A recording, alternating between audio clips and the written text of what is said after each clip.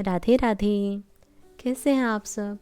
आप सभी का एक बार फिर से बहुत बहुत स्वागत और अभिनंदन है मेरो माधव चैनल पर, जहां हम आज बात करेंगे कर्मयोग की। देखिए, कर्मयोग पर जब हम बात करते हैं तो ठीक उसी तरह जिस तरह से हमने भक्ति मार्ग पर बात की थी, तो भक्ति मार्ग पर हमें भक्त और भगवान का स्वरूप दिखता है। इसी प्रकार कर्म योग पर जब हम बात करते हैं तो उससे पहले हम कर्म को समझ लेते हैं कि कर्म क्या है। कर्म क्या है? कर्ता ने कोई कर्म किया, कि कुछ क्रिया हुई। किसने की? कर्ता ने की। अगर आप करता हैं, मैं कर रहा हूँ, ठीक है, तो कर्म भी आप ही का है। अब क्या है कि जब तक आप कर्म करते हैं तब तक आप करता है, और उसी हिसाब से कर्म भी आपका है। अब आती है बात कि अब आप योग में उतरते हैं। योग किससे? आपके इष्ट से, कृष्ण से, श्री कृष्ण से। तो जब कृष्ण के योग में उतरेंगे आप, तो आप अपने कर्मों को उनके चरणों में समर्पित कर देंगे। तो अब क्या है? अब आप उनको समर्पित कर चुके, तो अब क्या है? अब आपका कर्म योग है। ये मैं फिर से एक बार ये स्पष्ट करना चाहूँगी कि कभी कभी क्या होता है कि बहुत सारी धारणाएं सुनने को मिलती हैं कि मुझसे तो ये काम हो गया, ये तो भगवान ने कराया, और आप कर क्या रहे हैं कि आपका अंतर में अगर योग नहीं हुआ है, अंतर में योग नहीं हुआ है, तो आप बेसुध होकर कुछ भी किए जा रहे हैं। वो भगवान नहीं कराते हैं। अगर आप ऐसा सोचते हैं कि हाँ कि भगवान ने कराया है, ऐसा नहीं होता है। जब तक आप योग में नहीं उतरे तब तक कर्म योग में कैसे आप जाएंगे? तो कर्म योग में जाने से पहले आपका योग घटित होना बहुत ज़रूरी है। जब आप योग में हैं तब आपको आपको एक नज़र आपकी रहती है, आपको पता चलता है कि कैसे हो रहा है, क्या हो रहा है, ठीक है। तो कर्म योग ये है। अभी देखिए जैसे किसी ने किसी की हत्या कर दी, किसी ने कुछ ऐसा पाप कर दिया और बोल दिया कि भगवान ने कराया है, तो ये नहीं है, ये आपका कर्मा है। हत्या की या कुछ भी ऐसा कुछ किया तो वो आपका कर्मा है, ठीक है। तो कर्म, कर्मयोग, कर्मा, समझ गए होंगे।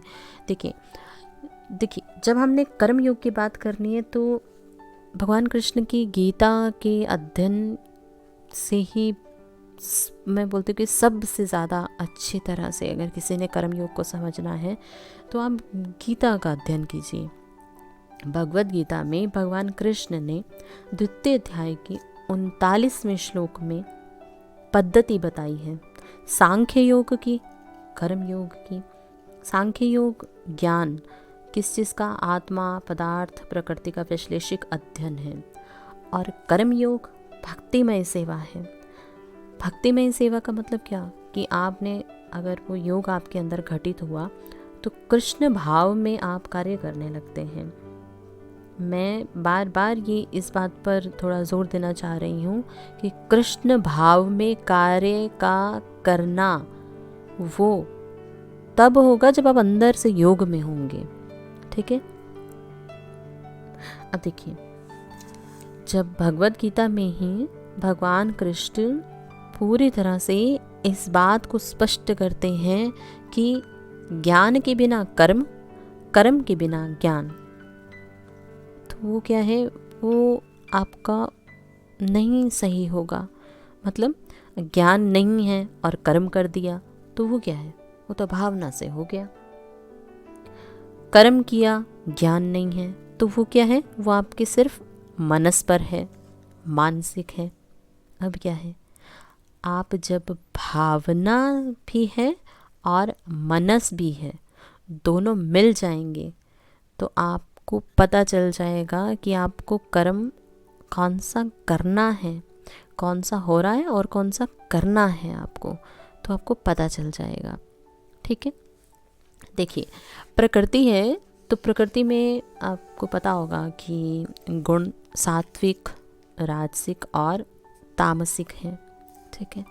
तो प्रकृति के जो 3 गुणों के अंतर्गत कर्म बंद नहीं हो सकता, ये आप याद रखिए। कर्म बंद नहीं हो सकता, क्यों? क्योंकि आत्मा सदैव सक्रिय है। आत्मा ना हो तो भौतिक शरीर तो हिल ही नहीं सकता। आत्मा के होने पर ही तो आपका भौतिक शरीर है। तो आत्मा सक्रिय है तो कर्म भी सक्रिय है। ठीक है। अब आता है कि अगर कर्म सक्रिय है तो कर्म सक्रिय होने पर क्या होगा? कर्म होता रहेगा और आपको पता ही नहीं चलेगा। तो अब ये थोड़ा गहन विषय है, तो मैं चाहूँगी कि आप अच्छे से सुनिए, समझिए, और कहीं आपका प्रश्न हो तो आप फिर से पूछिएगा। देखिए, कर्म से आप विमुख नहीं हो सकते हैं।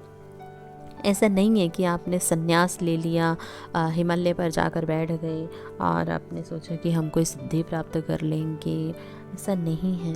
आपको कर्म आपको करना है, ठीक है, पर कैसा करना है? कृष्ण भाव में समर्पित होकर करना है। अगर आप गृहस्थ में हैं, ठीक है, गृहस्थ में रहकर भी कृष्ण भक्ति कर सकते हैं। कृष्ण भक्ति ही बाकी मार्ग आपके खोल देती है, और कृष्ण की भक्ति से ही अनायास वो सब होने लगता है जो होना आवश्यक है।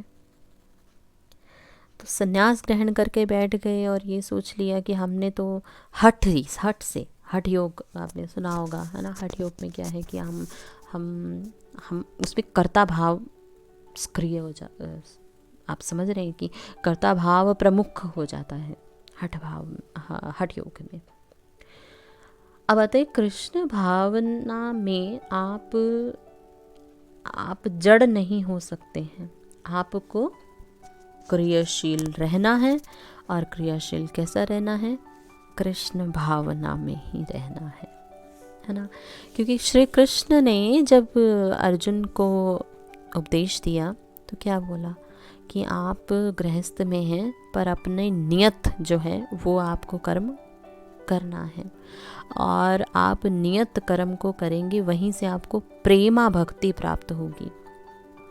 प्रेमा भक्ति, कृष्ण की प्रेमा भक्ति को अगर आपने पाना है ना, तो आपको नियत कर्म करने होंगे। तो ये है हमारा कर्म योग। तो अब देखिए, कर्म योग में क्या है, जड़ पदार्थ जो हैं उनसे श्रेष्ठ है इंद्रियां, जो हमसे कर्म करवाती हैं, और मन क्या है, वो इंद्रियों से भी श्रेष्ठ है।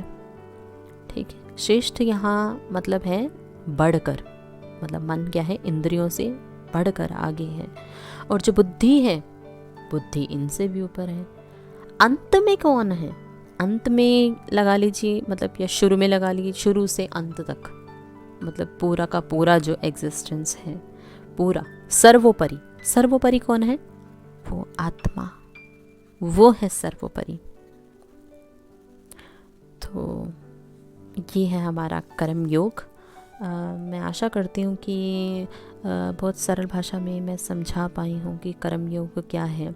और अगर पूरी वीडियो का सार अगर मैं आपसे बताऊँ, तो पूरा जो सार है वो ये है कि जब आपका योग, अंतर में योग होगा कृष्ण से, तो आप कर्म योग पर उतार दिए जाएंगे। और कर्म योग में आपसे वो कर्म जो हैं वो आपकी चेतना में होंगे, वो कर्म, और उनको देखने वाले कृष्ण हैं, उनको समर्पित आप कर देंगे अपने कर्म को, तो आपको वो वहाँ लेकर जाएंगे जहाँ आपको पहुँचना है। समझे आप? तो ये है कर्मयोग।